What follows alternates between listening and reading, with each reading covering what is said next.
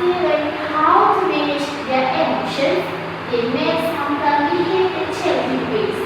Therefore, parents play a key role in shaping their behavior through guided communication and consistent discipline in a supportive home environment. Before that, let me introduce to you guys the guests for today. Firstly, Aisyah and Miss AYUNI. So, now let's move on to the question. Miss Aisyah, how does parental stress impact the ability to manage child behavior? Thank you, Miss SOFEA. It's a pleasure to be here. Miss SOFEA, it's changed everything when we are having stresses completely alter how we're reacting to our kids in the moment. Instead of responding with intention, we tend to fall into a few common traps. First, our patience just evaporates. We end up reacting poorly on the instant instead of using a game plan.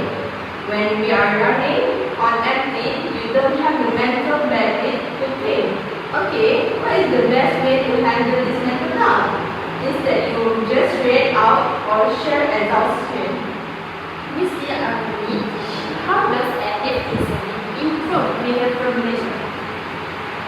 I think active listening plays a big role in leading children behavior because it helps children feel heard and understood. Sometimes children act out because they are trying to express their feelings. So instead of immediately correcting them, adults can listen, acknowledge their emotions, and guide them calmly.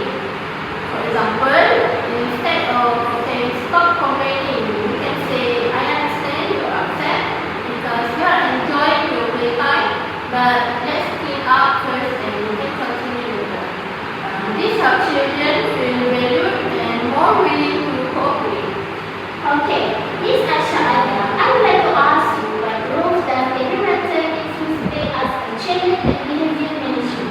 For me, a massive one. Miss SOFEA, because the reality is we are raising our kids in a vacuum. We are constantly comforting with the wall outside of the front door. First, with a big flash of different rules in different places. The discipline we brought at home can unravel the moment this step into school or relative houses where boundaries are loosened. Once outside peer pressure take over, pushing them to adopt bad habits just to fit in. Our physical living condition and resources also cause friction.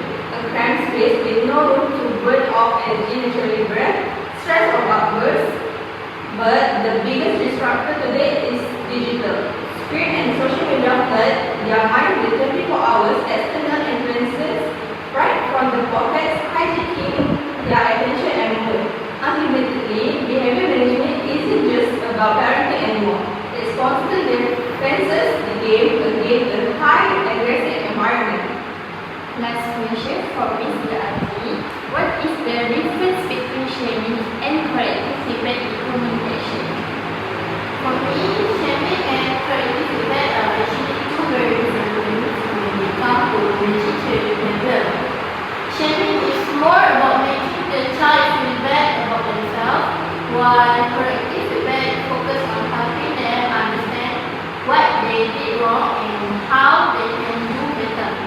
For example, instead of saying you are a bad boy, we can say pushing can hurt your friends. Next time, try to use your words.